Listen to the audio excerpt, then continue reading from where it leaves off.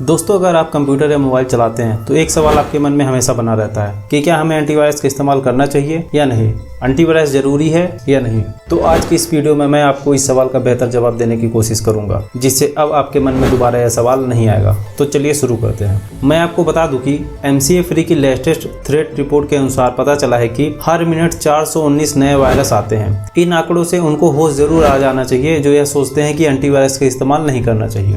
दोस्तों, मैं सिर्फ आपके कंप्यूटर की सुरक्षा की बात नहीं कर रहा हूँ, मैं बात कर रहा हूँ उन सभी डाटा की जो आपके कंप्यूटर में सेव रहते हैं, जिन्हें आप दोबारा हासिल नहीं कर सकते हैं। इस साल जब कोरोना चल रहा था तब हैकिंग के अटैक बहुत बढ़ गए हैं। लगभग 605% हैकिंग अटैक बढ़े हैं।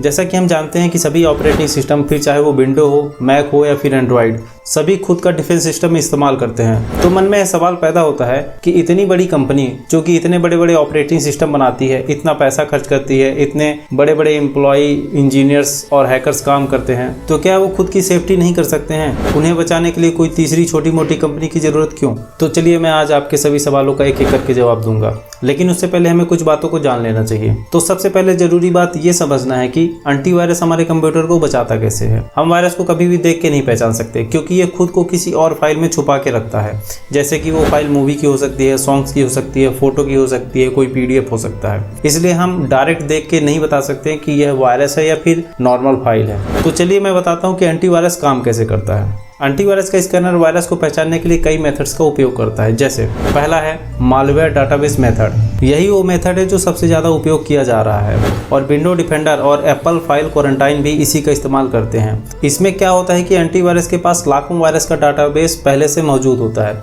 जिसकी मदद से वो वायरस को पहचानने की कोशिश करते हैं। पर जो समस्या आती है वो यह है कि नए वायरस को ये सिस्टम नहीं पकड़ पाता है, क्योंकि उसकी जानकारी इनके पास जल्दी अपडेट नहीं हो पाती है। तो चलिए बढ़ते हैं अगली मेथड की ओर। अगली मेथड है ह्यूरिस्टिक मेथड। यह एक ऐसी मेथड है जिसमें एंटीवायरस प्रोग्राम के सोर्स कोड, प्रोग्रामिंग कोड की प्रॉपर्टी और वायरस डाटाबेस से मिलाता है। इसके बाद डिसाइड करता है कि सामने वाली फाइल नॉर्मल फाइल है या फिर कोई वायरस। लेकिन यहाँ भी एक समस्या है कि यह 0 डे वायरस को नहीं पकड़ पाता है। 0 डे वायरस उन वायरस को कहते हैं जो कि अभी कुछ घंटों पहले ही बनाए गए हैं। तो चलिए बढ़ते हैं अगली मेथड की ओर। अगली मेथड है सैंडबॉक्सिंग। यह एक आर्टिफिशियल वर्चुअल इन्वायरमेंट होता है जहां सारी फाइल्स रन होती है। अगर कोई भी फाइल या प्रोग्राम कोई ऐसी गतिविधि करता है जो खतरनाक लगती है तो एंटीवायरस उसे ब्लॉक कर देता है। तो चलिए हम बढ़ते हैं अपने लास्ट मेथड की ओर। अगली मेथड है मशीन लर्निंग। यह मेथड बिहेवियर एनालिसिस और मशीन लर्निंग का मिक्सअप है। यह एक ऐसा मेथड है जो बहुत कारगर है और बहुत ही एडवांस। जी हाँ दोस्तों, यह टेक्नोलॉजी बहुत ही एडवांस है जो कि फाइल्स के बिहेवियर से ही वायरस को पहचान लेती है, और साथ ही यह 0 डे वायरस को भी पहचान लेती है, मतलब कि ऐसे वायरस जो आज ही बने हों। तो अभी मैंने आपको ये बताया है कि एंटीवायरस काम कैसे करते हैं। तो चलिए अब मैं आपको बताता हूँ कि थर्ड पार्टी कंपनी क्यों अच्छी है उन एंटीवायरस की तुलना में जो हमारे सिस्टम में पहले से इंस्टॉल हुए होते हैं। बात करते हैं सबसे पहले विंडो की।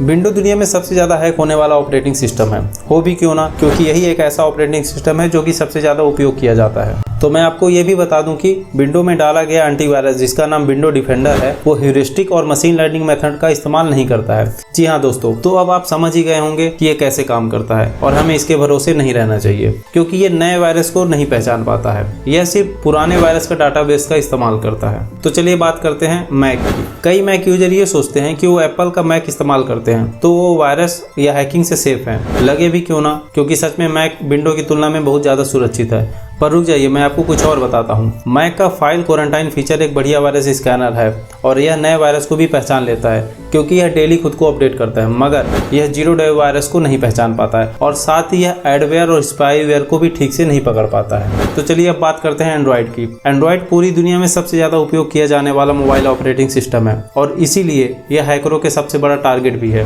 बात करें अगर एंड्रॉयड के एंटीवायरस सिस्टम की, तो वह है गूगल प्ले प्रोटेक्ट, जो कि सभी एंड्रॉयड डिवाइस में होता है। मगर यह भी बहुत अच्छा एंटीवायरस नहीं है, क्योंकि यह रैंसमवेयर, स्पाईवेयर, फिशिंग जैसे अटैक को नहीं पकड़ पाता है। लोगों की मोबाइल हैक हो जाती है। तो अब हम जब जान चुके हैं कि एंटीवायरस कैसे काम करता है, और आप ये भी समझ गए होंगे कि जो एंटीवायरस विंडो, मैक या एंड्रॉयड में पहले से डला होता है वो सिर्फ पुराने वायरस को ही पहचान पाता है, ना कि नए वायरस को। तो अब मुझे बड़े अफसोस के साथ कहना पड़ेगा कि आपको एंटीवायरस का इस्तेमाल करना चाहिए, ना कि विंडो डिफेंडर के भरोसे बैठे रहना चाहिए, क्योंकि अच्छी एंटीवायरस कंपनी हमें ज़्यादा सुविधा देती है अगर हम तुलना करें हमारे कंप्यूटर में पहले से पड़े हुए डिफेंडरों की।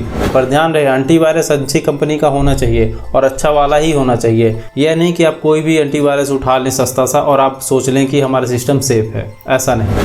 एंटीवायरस आपको इसलिए भी इस्तेमाल करना चाहिए क्योंकि वो और भी ज़्यादा फीचर्स देते हैं, जैसे कि firewall protection, web protection, password manager, virtual private network, parental control, system cleanup tools, encrypted storage, identity protection और भी कई सुविधा देते हैं जो कि हमारे डिफेंडर्स नहीं देते हैं। तो बहुत सारी अलग अलग सुविधाओं का इस्तेमाल करने के लिए आपको एंटीवायरस का इस्तेमाल करना ही चाहिए। मैं आपको एंटीवायरस की लिस्ट जल्दी ही प्रोवाइड करा दूंगा जिससे आपको एंटीवायरस चुनने में आसानी होगी। मगर अभी के लिए अगर आपको यह वीडियो अच्छी लगी हो या आपने कुछ भी नया सीखा हो तो चैनल को सब्सक्राइब जरूर करें ताकि आने वाली वीडियो आपको जल्दी मिल सके, और साथ ही मेरे वीडियो को और भी लोगों के साथ शेयर करें।